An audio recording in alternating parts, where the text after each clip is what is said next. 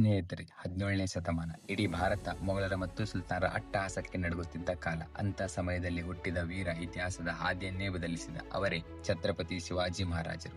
ಬರೀ 15ನೇ ವಯಸ್ಸಿನಲ್ಲಿ ತೋರ್ನಗಡದ ಕೋಟೆಯನ್ನ ಗೆದ್ದು ಸ್ವರಾಜ್ಯದ ಕನಸನ್ನು ಬಿತ್ತಿದ ಈ ವೀರನಿಗೆ ಧೈರ್ಯ ಹೇಳಿಕೊಟ್ಟಿದ್ದು ತಾಯಿ ಜೀಜಾಬಾಯಿ.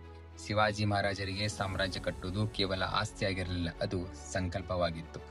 ಮಾತಾ ಜೀಜಾಬಾಯಿಯವರ ಬಹುದಿನದ ಬಹುದೊಡ್ಡ ಕನಸಾಗಿತ್ತು. ನೆನಪಿದೆಯೇ ಆ ಅಫ್ಜಲ್ ಖಾನನ ಘಟನೆ? ಆ ಎತ್ತರದ ಬೃಹತ್ಕಾಯದ ಕ್ರೂರಿಯನ್ನ ತನ್ನ ಬುದ್ಧಿವಂತಿಕೆಯಿಂದ, ಚಾಣಾಕ್ಷತನದಿಂದ, ಹುಲಿ ಉಗುರಿನಿಂದ ಸೀಳಿ ಹಾಕಿದ ಆ ಕ್ಷಣ ಇಂದಿಗೂ ರೋಮಾಂಚನಕಾರಿ. ಶತ್ರು ಎಷ್ಟೇ ದೊಡ್ಡವನಿರಲಿ, ಯುದ್ಧ ಗೆಲ್ಲೋಕೆ ಬರೀ ಬಲ ಸಾಕಾಗಲ್ಲ, ಚಾಣಾಕ್ಷತನ ಬೇಕು ಅನ್ನೋದನ್ನ ಇಡೀ ಸಮಾಜಕ್ಕೆ ತೋರಿಸಿಕೊಟ್ಟಂತ ಆ ದಿನ ಅವಿಸ್ಮರಣೀಯ.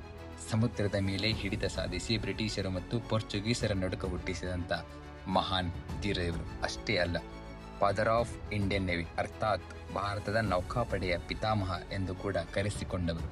ಗೆರಿಲ್ಲಾ ಯುದ್ಧ ತಂತ್ರದ ಮೂಲಕ ಶತ್ರುಗಳ ರಾಜರ ಹುಟ್ಟಡಗಿಸಿದಂತಹ ಮಹಾನ್ ನಾಯಕರಿವರು. ಒಬ್ಬ ಸಾಮಾನ್ಯ ಯುವಕನೊಬ್ಬ ತಾಯಿಗೋಸ್ಕರ ಸಾಮ್ರಾಜ್ಯವನ್ನ ಕೊಟ್ಟಿ ಪಟ್ಟಾಭಿಷೇಕವಾದಂತಹ ಆ ರಾಯಗಢದ ಪಟ್ಟಾಭಿಷೇಕವಾದ ದಿನ ಹಿಂದೂಗಳ ಪಾಲಿಗೆ ಅವಿಸ್ಮರಣೀಯ.